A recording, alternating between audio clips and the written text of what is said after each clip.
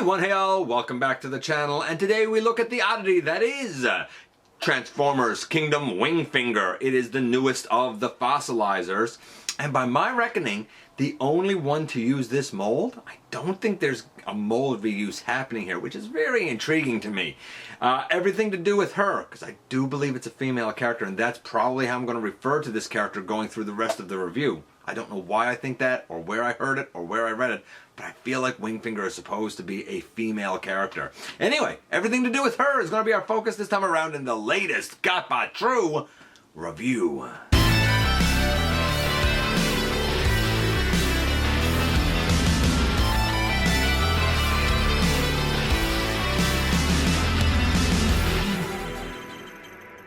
Hey all, welcome back to the channel. I'm your host, your most humble of hosts, Dennis Moulton, aka GotBot. As always, man, please like, comment, share, of course, subscribe, and while you're at it, light 'em up, baby. And hit that notification bell, please. It helps me out a ton to let you know when content of all sorts goes up here on the channel. Check out Machinery of Man, The Everything Factor, all the groups that I'm either a mod or an admin for, as well as all my social media links, all of that in the description down below. If you're in a position to help the channel to grow, you can use the donate link. Check us out on Patreon. See what we offer to you through Teespring, or of course hit the join button right here on YouTube, baby. Become a channel member. And this is Wingfinger. Look, I've had fun with the fossilizers. Not gonna lie. Bit of a spoiler here, by the way. Disappointed that we didn't see fossilizers in Kingdom. But I do want to support something new and different. I've said that before. And I kind of like Wingfinger, as svelte and slender and spindly as she is. I get like very much like a ninja type of vibe from her. There's a lot here to like. She's not perfect, but she's definitely interesting. I'm not going to show her combined with Paleotrex and Rack tonight in this review. Why? Because she's a Maximal and they are both Predacons, and I don't see the point in kind of putting them together. What I am interested to see is how well she'll combine later on when we get the other two Maximals. That being Tranus? Is that his name? Tranix? I can't remember his name. The one that comes with all the blast effects. And Transmutate, who's technically a Maximal. So I would be very interested to see how the combination works at that time. So we'll look at that a little later down the road. In the meantime, just how good is this? Just how interesting is this? And just how quirky is this? Well, we're about to find out when we head over to the table and take a closer look at her. And thanks to good friend of the channel, Jay Holla, I am very happy to be able to say that I get to look at Wingfinger. This wave has not arrived in my neck of the woods at all, not even a little bit. So this is like an extra special treat for me, even though we are so far behind seemingly everybody else. I've enjoyed the fossilizers, so I was kind of excited to get Wingfinger. I think this is the only time that this mold is used. I have not heard of a mold reuse for this one. And while a lot of people do the combination with Ractinite and Paleotrex because she's a Maximal, and I think I might have mentioned this earlier, I want to wait until I can do her with a couple of Maximals so that we can have the combination of the three fossilizers all be the same team. You know, I guess you can mix and match with Predacons. It just, I don't know, it seems strange to me. That being said, if we got a reuse of this as a Predacon, I would probably get that so that I could make a combiner there with Ractinite and Paleotrex as well. Why not? So this has been a unique addition to the Kingdom line. Too bad we didn't see them in the program, but I've had fun with them. They're not for everyone, man. But before we look at her, let's look at the packaging first. And here, of course, we have Kingdom packaging. Over here, you have our ninja-esque, because I get a ninja feel from Wingfinger, and the weird bird mode, of course, down there. Over here, your typical Kingdom artwork, and on the back, you really get to see the loadouts and all that. There, the loadout is on tracks. But yeah, you get an idea of how this is going to work. You'll also notice that she's holding the head here as, I guess, some sort of a melee, like, weapony thing, but it can peg on her back, which is what I currently have done. As I'm sure you'd expect, she comes with instructions, and Ye old collector card of the Ark. When you pull down this one, you get the Autobot Ark as a robot. It's not the first time I've had this card. By the way, I did want to show the face to show that there is indeed a robot face with even a nice vibrant blue visor for the eyes inside of the bones, I suppose. And yes, indeed, here we have the gangly oddity that is Wingfinger. Where do I even start with this? First things first. Shockingly, this is closer to being a deluxe than Black Arachnia. Now, a traditional deluxe is 84 grams. I could even see going 77, 78 grams and calling it a deluxe if you had better engineering. Black Arachnia was 38 grams, if I'm not mistaken. A Legend, 35 grams. Wingfinger here comes in at 48 grams of plastic, still well below what a deluxe should be, but certainly, definitely more than what a traditional Legends is. Definitely a higher parts count, definitely more engineering, definitely more molded in detail here. So I get all of that. I still think a deluxe is a little high for this particular character, but right now it had to fit in somewhere, so that's where it went. I wouldn't want this to become the norm for deluxes, let me put it to you that way. And this is definitely not going to be for everyone.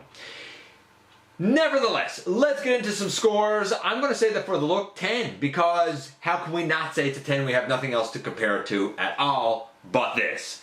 Brand new character. Then we have these pieces. They can store on the back. There's on the back of the, I'll call it the arms, you have little rectangular tabs, and on the sides of here you have little rectangular slots, but that can come out and easily go in the hand as like a bone sword, I suppose. You can also, if you want, take the head off of the back, and if you want, you can put that up underneath the arm as some sort of a spear type of thing. Some people rotate this around. I'll take this one out. Rotate this around and kind of have it underslung under the arm. I guess that's up to you if that's what you want to do. Nevertheless, I'm going to take all of that sort of off for now and lay it to the side. This is our primary, we'll call it, robot mode, okay? And we're going to, I guess, move into articulation next is probably the best thing to do. The head can go left and right, can't really look up, can sort of wiggle down. I do find that I tend to close this up a lot by accident, such as life. The arms can go all the way around, well up and out to the side. We do not have a bicep swivel? Oh, we do. It's built in up here. I'm sorry. We do have a bicep swivel. It's built in the arm up there, which is nice. We have 90 degree at the elbow. We have a wrist that can rotate, and it can technically go down like that. So, I mean, I suppose if you wanted, you could be like this and have the fist up like that way, you know, if you're so inclined. That's your call. We do have a rotation. It's not a waist, it's really an upper chest rotation. We do have leg all the way forward. We could turn the leg around this way. You got the pin now forward. You still get the leg all the way forward. Now you get a little bit of back. So it depends on if you're okay with the pin being forward or not. Me personally, I like it on the back. The knee can go this way.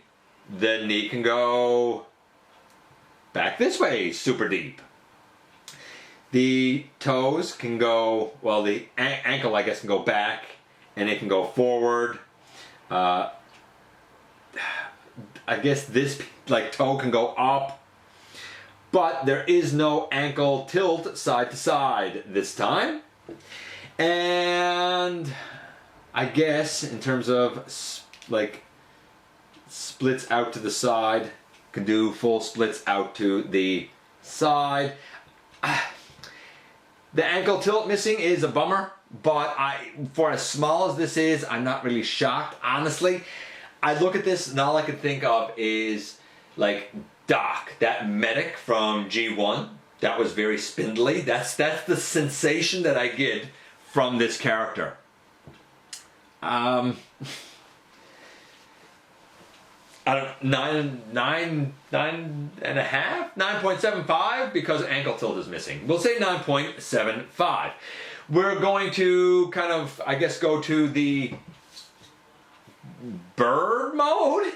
The Pteranodon, Tyrannosaurus, whatever, not Tyrannosaurus, pterodactyl. I don't know if it's a pteranodon or a pterodactyl. I don't know if dinosaurs that great, but I guess we'll do that next. Is probably the best thing to do. And then we'll see the different loadouts after. So, first things first, we will close that down over the face this time, and we rotate these up.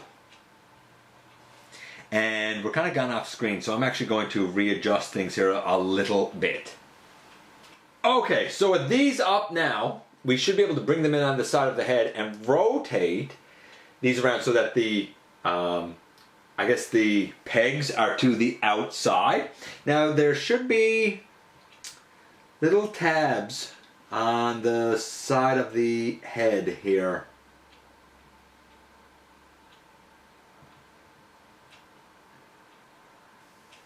If I'm not mistaken, that they tab into.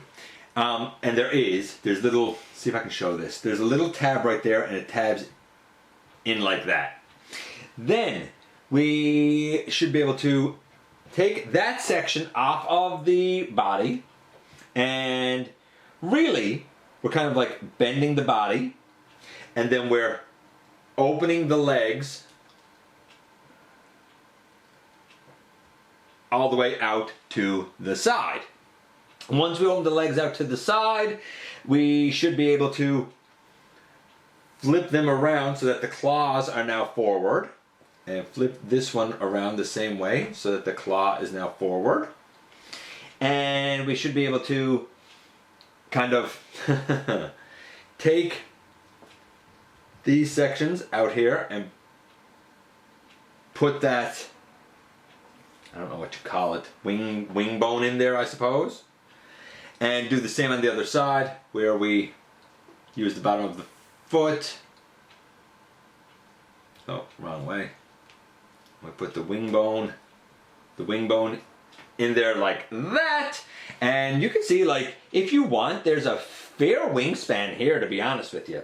Then we take the head, and the head is going to, we're going to use a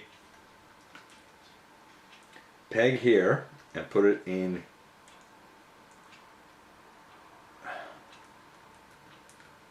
if I can get it to stay down. Does not want to go in that slot for me. And you might notice that I don't actually have a head here, because the head can actually unpeg, which is really weird. And you can peg it back in. So, worth noting for later on. With the head in there, then all that leaves is the lower body, which we had earlier. And the lower body has a peg hole and really kind of just solidifies in like that. And this is our bird, Dino Bird, in flying mode. But he can stand up if you want, because you can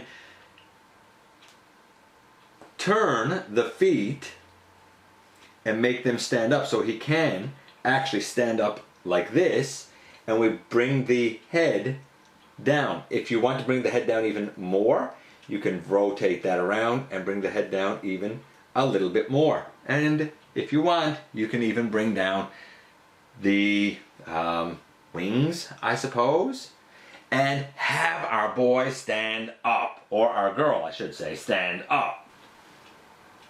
Now we do have a couple of things that we need to kind of talk about here. Getting to this mode, pretty easy for the most part. I'm going to say that it's also a 10 to get here, unless you detest parts forming, in which case you're going to say it's an absolute fail and a 0.